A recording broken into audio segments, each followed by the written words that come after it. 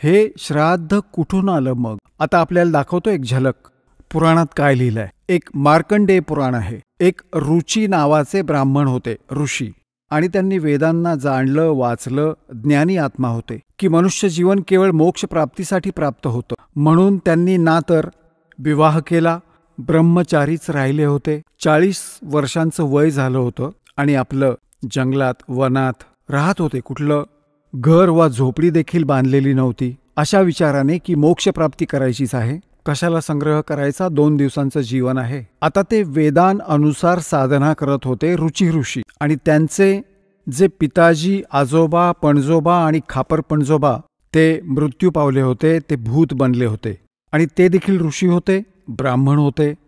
त्यांनी ही कर्मकांड केली, करवली, त्यामुळे भूतच बनणार होते ते. तर ते 4ही दिसले आणि म्हणाले, पुत्रा, तू विवाह का नाही केलास?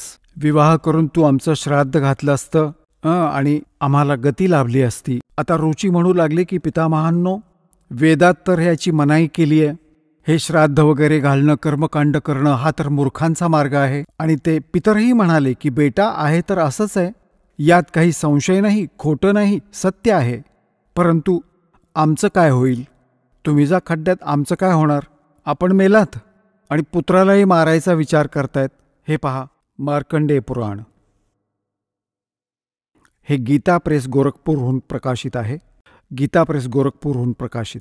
हे गीता प्रेस गोरखपूरचे प्रकाशन आहे. 242 पानावर संक्षिप्त मार्कंडेय पुराण, रोजच्या मुनींची उत्पत्ती कथा. मार्कंडेयजी म्हणतात की ब्राह्मण फार पूर्वीची गोष्ट आहे. प्रजापती रुची ममता आणि अहंकाराविना या पृथ्वीवर फिरत होते. त्यांना कुणापासूनही भय नव्हतं. ते खूप कमी झोपत. त्यांनी ना तर अग्नीची स्थापना केली होती, ना स्वतःसाठी घरही बांधलं होतं. ते एक वेळ भोजन घेत आणि बिना आश्रमाचेही राहत असत.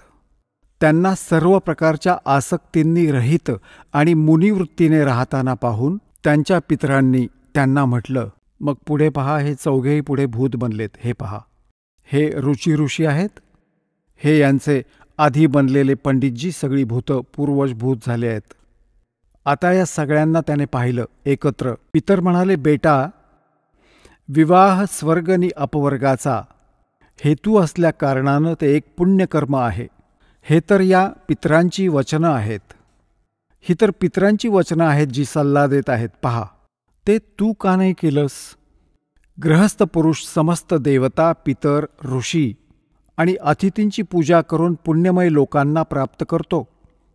तो स्वाहा उच्चारून देवतांना स्वधा शब्दाने, पितरांना तथा अन्नदान, बलिवैश्वदेव आदींनी भूत, आदी प्राणी आणि अतिथींना त्यांचा भाग समर्पित करतो. बेटा, आम्ही असं मानतो की गृहस्थाश्रमाचा स्वीकार न केल्यानं तुला या जीवनात क्लेशच क्लेश भोगावे लागतील, तथा मृत्यूनंतर दुसऱ्या जन्मातही क्लेशच भोगावे लागतील. रुची म्हणाले, पितृगण, परिग्रह हाच अत्यंत दुःख नि पापाचं कारण ठरतो आणि त्याने मनुष्याची अधोगती होते. त्यामुळे मनुष्याची अधोगती होते. त्याच विचाराने मी आधी स्त्री संग्रह केला नाही. आता इथे पहा, पितर म्हणाले, बेटा, जितेंद्रिय होऊन आत्म्याचं प्रक्षालन करणं उचित आहे.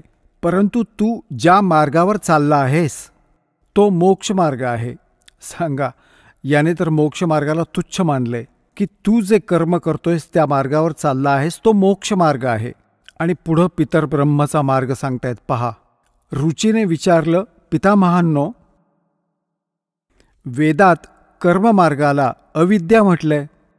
जो तुम्ही सल्ला देताय ते कर्मकांड, श्राद्ध घालणं, पितर पूजणं, ती तर मूर्खांची विद्या, अविद्या म्हणजे मूर्खांचा सल्ला म्हटलंय. मग का तुम्ही मला त्या मार्गाला जायला सांगत आहात?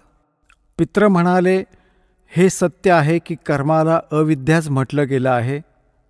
यात काहीच खोटं नाही. मग राहिलं काय बाकी? तुझं डोकं? हे आपल्या पुराणात लिहिलंय. आता या गोष्टीला पितरही मानतात. आपण जर साधना केली तर मोक्षमार्ग आहे. आणि मग ते त्याला सल्ला पण देत आहेत, भूतबीत, श्राद्ध घाल, विवाह कर. अरे हा नरक मार्ग आहे.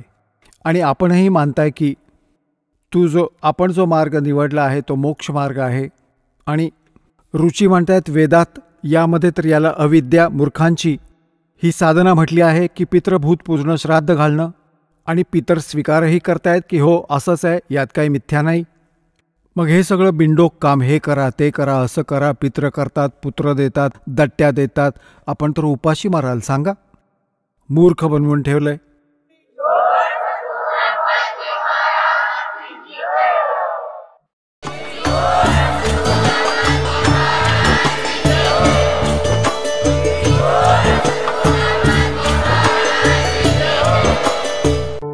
आपण ऐकत होता जगद्गुरु तत्वदर्शी संत रामपालजी महाराजांचे मंगल प्रवचन.